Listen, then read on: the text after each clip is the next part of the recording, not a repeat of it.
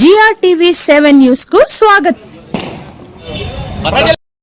జీవోని వెంటనే ప్రజల ఆస్తులకు రక్షణ లేని 27వ జీవోని వెంటనే ప్రజల ఆస్తులకు రక్షణ లేని 27వ జీవోని వెంటనే ప్రజల ఆస్తులకు రక్షణ లేని 27వ జీవో వెంటనే రెవెన్యూ చేయగలదా? భూ హక్కుల చట్టాన్ని వెంటనే 27వ జీవో భూ హక్కుల చట్టాన్ని వెంటనే జగన్మోహన్ రెడ్డి ఆధ్వర్యంలో అరాచకమైన పరిపాలన జరుగుతోంది, అన్యాయమైన పరిపాలన జరుగుతోంది. పేదల కడుపు కొట్టే విధంగా, పేదలకు అన్యాయం జరిగే విధంగా, పేదల ఆస్తులను ధ్వంసం చేసే విధంగా గత 4.5 సంవత్సరంగా పరిపాలన ఏ రకంగా సాగుతుందో మనందరికీ తెలుసు.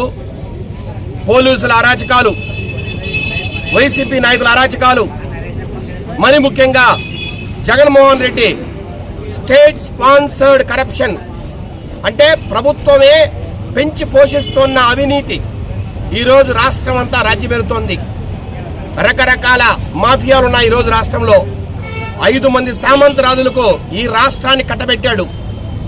లిక్కర్, మైన్స్, శాండ్, ఈరోజు భూములు మొత్తాన్ని తన గుప్పిట్లో పెట్టుకొని తన అధికారాన్ని ఎవరు ప్రశ్నించకూడదనే ఒక తాపత్రయం, ఒక ఆ లక్ష్యం ఈరోజు జగన్మోహన్లో కనబడుతోంది.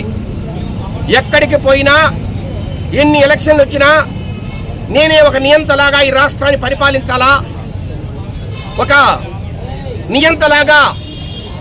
అక్కడెక్కడో ఒక ఉత్తర కొరియాలో మనం విన్నాం కిమ్ అని, అలాంటి వ్యక్తిగా నేను ఈ రాష్ట్రానికి మిగిలిపోవాలనే ఒక దురుద్దేశంతో ఈరోజు పరిపాలన కొనసాగిస్తున్న క్రమంలో ఆఖరుగా ఈ సమాజంలో ఎన్నో వ్యవస్థలను దారుణంగా ధ్వంసం చేశారు. శాసన వ్యవస్థ కానీ, ఈరోజు అధికారిక వ్యవస్థలు కానీ అన్నిటిని ధ్వంసం చేశారు. ఇప్పుడు ఆఖరణ జ్యుడిషియరీని పట్టుకున్నాడు. ఈ దేశంలో ఏ వ్యవస్థ మీదైనా నమ్మకం ఉంది అంటే ప్రజలకు అది ఒక్క జ్యుడిషియరీ వ్యవస్థ మీదే, న్యాయ వ్యవస్థ మీదే ఈరోజు ప్రజలకు నమ్మకం ఉంది. అందుకనే ఏ సమస్య వచ్చినా ప్రతి ఒక్కరు కూడా కోర్టుకు వెళ్తారు. ఎందుకంటే కోర్టులో నిష్పక్షపాతంగా తీర్పులు వస్తాయి.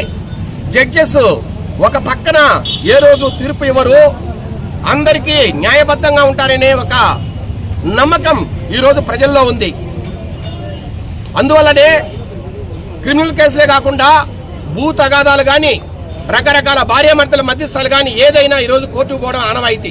గత 70 సంవత్సరాల స్వతంత్ర భారతదేశంలో న్యాయ వ్యవస్థ మీద అచంచలమైన విశ్వాసం ఈరోజు ప్రజల్లో ఉన్న క్రమంలో దాన్ని దెబ్బతీసే విధంగా పూర్తిగా ఈ రాష్ట్రంలోని భూముల మీద సర్వ హక్కులని వైకాపా నాయకులు కట్టబెట్టే విధంగా, పూర్తిగా వేరే ప్రతిపక్షాలకు తావు లేకుండా ప్రతిపక్ష కార్యకర్తలను దెబ్బకొట్టడానికి, వారి భూములు లాగేసుకుని వారిని భయపెట్టైనా తన పార్టీలకు తెచ్చుకోవడానికి పూర్తిగా రాజకీయ కక్షతో ఈరోజు 27వ జీవోను తేవడం జరిగిందనే మాట ఈరోజు రాష్ట్రంలోని ఏ పిల్లవాడిని అడిగినా చెప్తాడు. జగన్మోహన్ రెడ్డి ఏ పని చేసినా దాని వెనకల ఆయన స్వార్థం ఉంటుంది. దానికి కొన్ని ఉదాహరణలు కూడా చెప్పదలుచుకున్నా ఈరోజు నేను. మద్యాన్ని మేమే షాపులు పెట్టి అమ్ముతామన్నప్పుడు అబ్బా నిజంగానే బెల్ షాపులు లేకుండా చేస్తాడేమో, విచ్చలవిడిగా పారే మద్యాన్ని ఆపుతాడేమో అని అనుకున్నాం. తీరా చూస్తే ఒక పక్క పేదవారికి పథకాలని చెప్పి కొంత డబ్బు అందిస్తూ, అదే పేదవారి వీక్నెస్ ఏదైతే మందు తాగాలా, కష్టపడి ఇంటికి వస్తే 2 పెక్కులు మందు వేయాలనే ఒక వీక్నెస్ని క్యాష్ చేసుకోవడం,